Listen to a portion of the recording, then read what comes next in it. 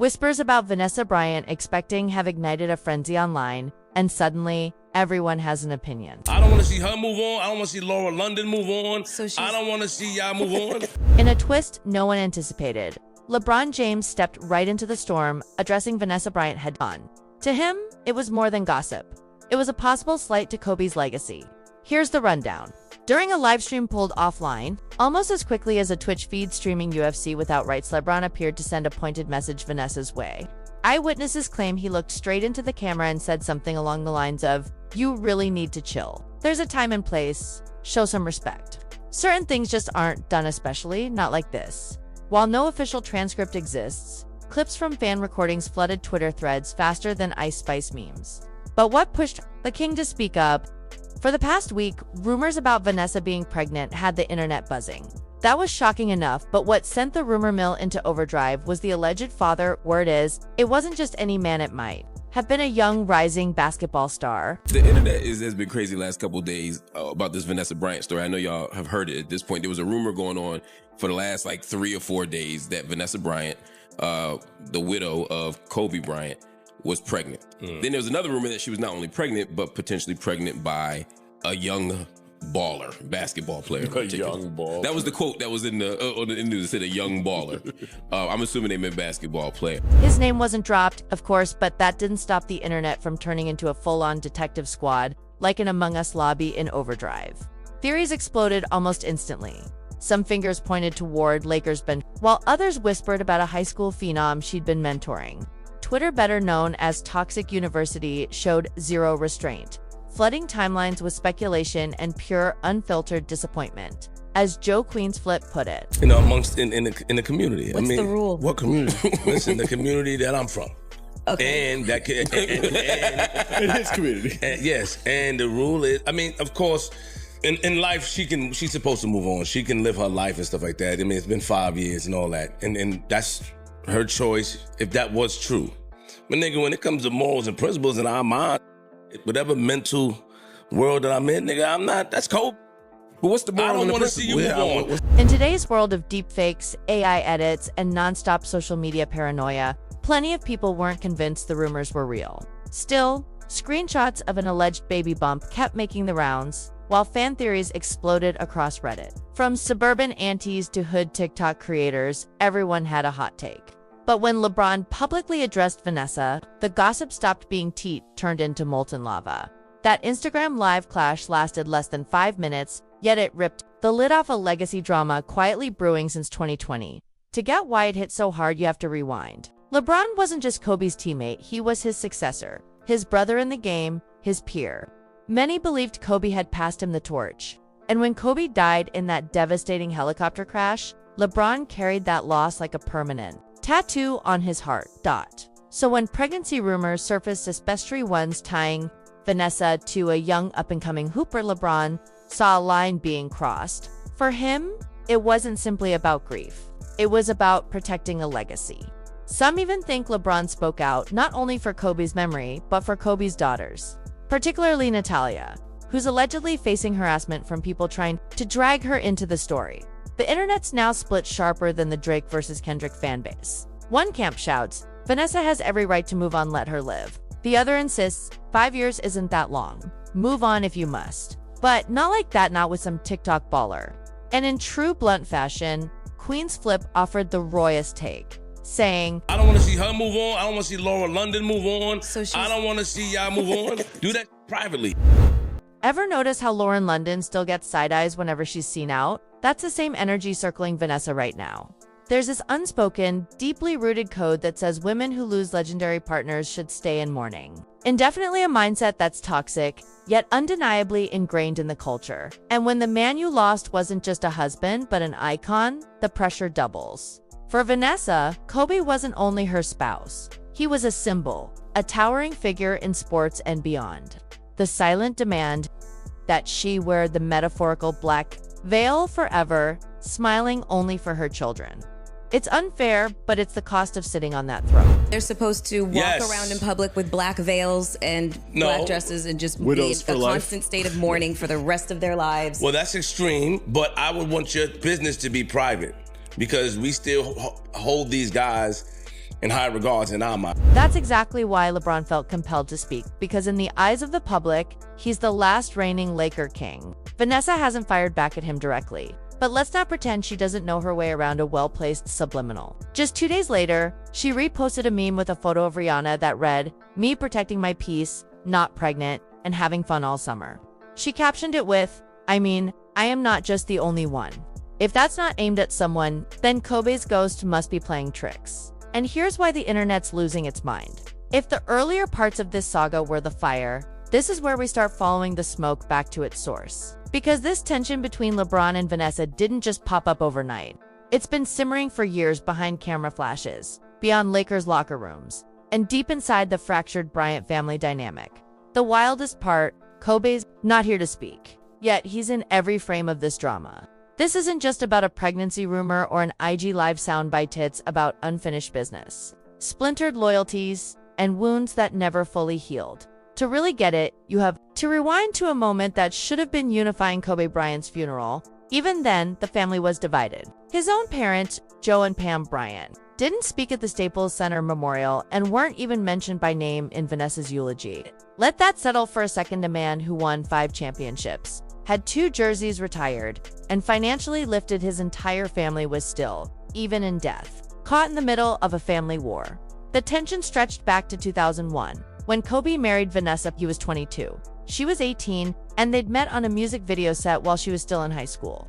Joe and Pam reportedly disapproved seeing her as too young, too Latina, and bad for his image. Some family members weren't even invited to the wedding. Years later, the rift deepened over memorabilia. In 2013, Kobe sued his parents for attempting to auction off his high school jerseys and championship rings without his permission. Even after the case was settled, Kobe cut them off financially. The shade at his funeral didn't go unnoticed. Umar Johnson, Black Twitter's self-appointed dean of hot takes, openly criticized Vanessa for the way Joe Bryant was treated that day. It's sad. His father died at 69. It's kind of young, Art. 69, an NBA legend. I think he died of a broken heart. I don't know the details. I'm just speculating. But for an NBA legend to be dead at 69, I ain't hear nobody say he had no chronic medical disease or nothing. I think the man died of a broken heart. He might have died of poverty. Let's keep it real. When Dr. Umar spoke up, the culture debated for a week straight. Some swore Kobe's father deserved his moment, while others insisted Vanessa had every right to control the funeral after years of tension. Either way, her stance was crystal clear. She was drawing hard lines. And it wouldn't be the last time. The drama only escalated when Vanessa found herself in a public battle with her own mother, Sophia Lane. That fight got ugly fast. Sophia accused her of unpaid labor while helping raise Vanessa's daughters, especially after Kobe's passing in 2020, and even sued her for $5 million, claiming Kobe had promised lifelong financial support. Vanessa clapped back hard, calling it an extortion attempt. The lawsuit blew up across blogs from the Shade Room to ESPN, and it revealed something deeper. Even parts of Vanessa's own family didn't stand solidly behind her. That's why, when LeBron confronted her on Instagram Live, she may have been quicker to snap back, at least subtly. Since 2020, she's been living in a war zone. Her life isn't just about motherhood, it's about maintaining an empire. Nike still moves Kobe merch. The Mamba Foundation still runs. And every public mention of Kobe puts pressure on her to be the composed, grieving, but inspirational widow. Her Instagram is pristine, her public image flawless, no missteps, no scandals. Which is exactly why even a hint of pregnancy sends the internet into chaos. People expect her frozen in time forever, Kobe's wife, forever honoring his legacy. So, when LeBron went live, it wasn't just the rumor that set him off. There's a theory gaining traction that his frustration runs deeper. He sees Kobe's legacy being chipped away, and feels like no one's guarding it. From Nike capitalizing on Mamba merch to TikTokers turning Kobe's quotes into thirst traps, to whispers of Vanessa with a young baller LeBron as the last Laker elder statesman feels the weight. To him, it's not about whether Vanessa moves, and it's what moving on represents. The closing of a chapter without a proper goodbye. And you can't ignore the ripple effect on Kobe's eldest daughter, Natalia. Fresh out of college, making her own moves Vogue shoots. Red carpet sees, already navigating paparazzi trolls and constant Kobe references. Now add in strangers debating whether her mom is pregnant and if it's too soon. That's not just gossip, it's emotional crossfire for a grieving family. The reaction online was peak toxic. The Shade Room rolled out multiple posts dissecting Vanessa's outfits. TikTokers ran side-by-sides of old and new clips with conspiracy music in the background. Streamers reacted live like it was an NBA trade announcement. Some even faked DM, and through all of it, no verified proof of a pregnancy surfaced. It's a case study in how the internet treats women tied to legends. Once you become a symbol, the moment you change the script, you're a headline. Because truthfully, this mess didn't start with an IG live. It's rooted in years of generational rifts, fame, grief, and the myth of a perfect Bryant family. Since 2020, Vanessa has buried her husband, battled her mother, fought Nike, sued LA County over leaked crash photos, and still walked into public spaces looking unshaken. But LeBron's confrontation tore back the curtain, reminding everyone she's still living in Kobe's shadow. And that shadow is heavy. This was never just about a baby rumor, it's about control of Kobe's memory. Is it LeBron's as the man who carried the Laker torch, Vanessa's as the wife who stood by him through scandal and tragedy, or the public's, the fans and culture unwilling to let go of their hero?